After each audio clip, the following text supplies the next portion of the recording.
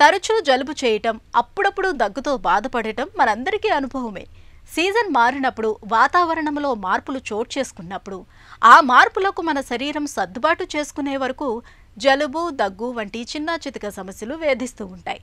జలుబు, దగ్గుతో బాధపడుతున్నప్పుడు ఆ బాధల నుంచి ఉపశమనం కోసం నిత్యం కొన్ని ప్రత్యేకమైన యోగాసనాల్ని సాధన చేస్తే మంచి ఫలితం ఉంటుందని చెబుతారు నిపుణులు. జలుబు, దగ్గు బాధలను తగ్గించే యోగాసనాలు, వాటి సాధనలో మెలకువల గురించి ఇప్పుడు తెలుసుకుందాం.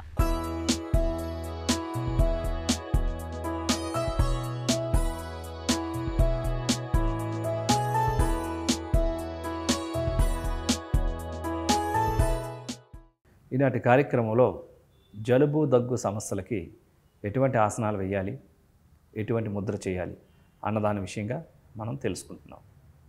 ముఖ్యంగా వాతావరణం మారిందంటే ఈ శీతాకాలంలో, ఈ వింటర్ సీజన్లో చాలామందికి బాధించేటటువంటి సమస్య జలుబు, దగ్గు, లో ఫీవర్ లాంటివి.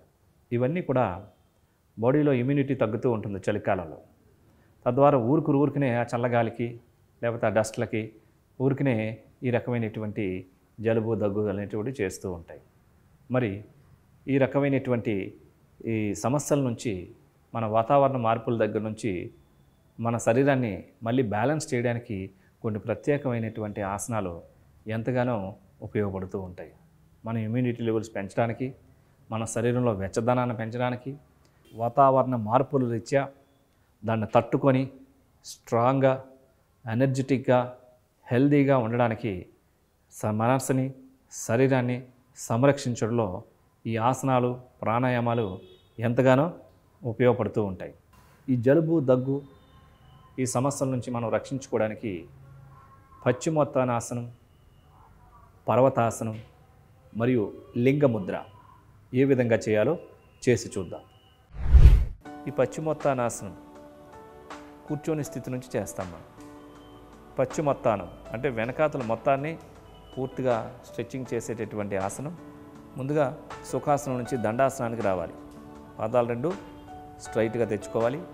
కుడికాలు స్ట్రైట్గా తెచ్చుకొని కుడికాలు జతలో ఎడంకాలు కూడా తెచ్చుకోవాలి. రెండు చేతులు కూడా పొజిషన్ తీసుకురావాలి. తొడలపైన ఎడం చేయి పైన కుడి చేయి ఉంచుకొని ఇప్పుడు శ్వాసను తీసుకుంటూ హ్యాండ్స్ని నిదానంగా రేజ్ చేయాలి. పూర్తిగా రేజ్ అయిన తర్వాత ఆ శ్వాసను విడిచిపెడుతూ నిదానంగా ముందుకు వంగాలి. రెండు చేతులతో పాదాలను పట్టుకొని తల ఎంత వీలైతే అంత ముందు ఆనించి పెట్టుకోవాలి.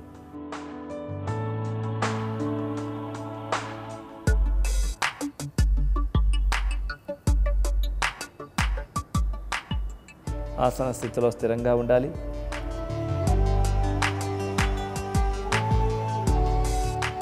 ఇప్పుడు నిదానంగా శ్వాసను తీసుకుంటూ మళ్ళీ హ్యాండ్స్ పైకి రేజ్ చేసి ఇప్పుడు శ్వాసను విడిచిపెడుతూ హ్యాండ్స్ని కిందకి దించాలి.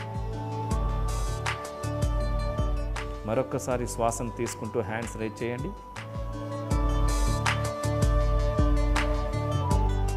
ఇప్పుడు పూర్తిగా శ్వాసను విడిచిపెడుతూ ముందుకు వంగి రెండు చేతులతో పాదాలను పట్టుకొని ఎంత వీలైతే అంత తలను ముందుకు వంచి ఉంచుకోవాలి. ఆసన స్థితిలో స్థిరంగా ఉండాలి.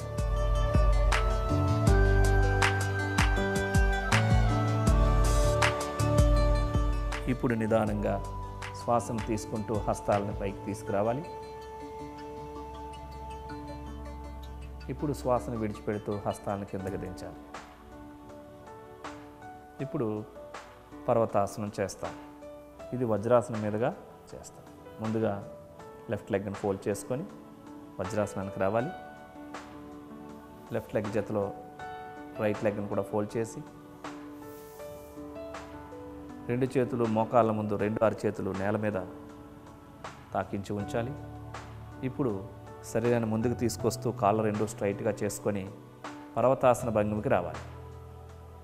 మౌంటైన్ పోస్చర్లో కాళ్ళు స్ట్రైట్గా ఉంటాయి.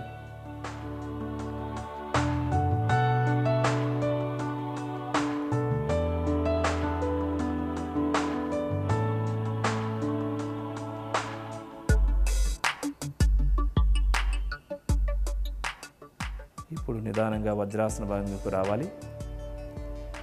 నీస్ ఫోల్డ్ చేసి వజ్రాసనం మీద కూర్చున్న విధంగా ఉండాలి. ఇప్పుడు లింగ ముద్ర చేస్తాం.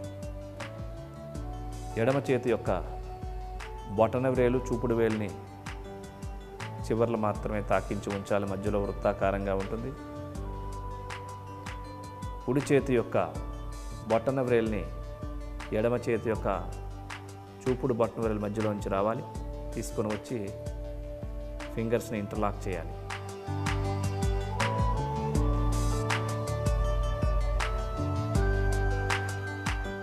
కళ్ళు మూసుకొని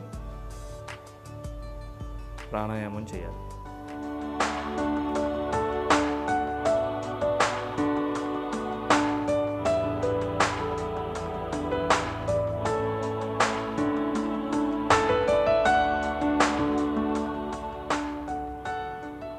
శ్వాసను విడిచిపెట్టిన తర్వాత ఆపండి, ముద్రను రిలీజ్ చేయండి, కళ్ళు తెరవండి. చూసారు కదండి, ఈ జలుబు, దగ్గు, పడిశం ఇలాంటివి రెగ్యులర్గా వస్తున్నటువంటి వాళ్ళు ఈ పశ్చిమోత్తాసనాన్ని, ఈ పర్వతాసనాన్ని, లింగ ముద్ర కనుక మీరు రెగ్యులర్గా చేసినట్లయితే మీకు ఇటువంటి సమస్యలతో బాధపడే అవకాశం రాదు. ముఖ్యంగా లింగ ముద్ర బాడీలో ఇమ్యూనిటీ పవర్ని పెంచి వెచ్చదనాన్ని పెంచుతూ ఉంటుంది. వివిధమైనటువంటి ఇన్ఫెక్షన్స్ నుంచి మనల్ని రక్షించేటటువంటిదే ఈ లింగ ముద్ర ప్రాణాయామం. ఇది బాడీలో ఇమ్యూనిటీ పవర్ని పెంచుతూ ఉంటుంది.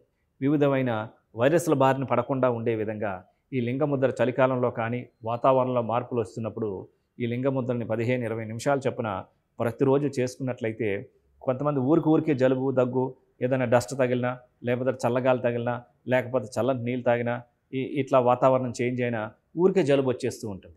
అట్లాంటి వాళ్ళకి ఈ ముద్ర చాలా బాగా పనిచేస్తూ ఉంటుంది.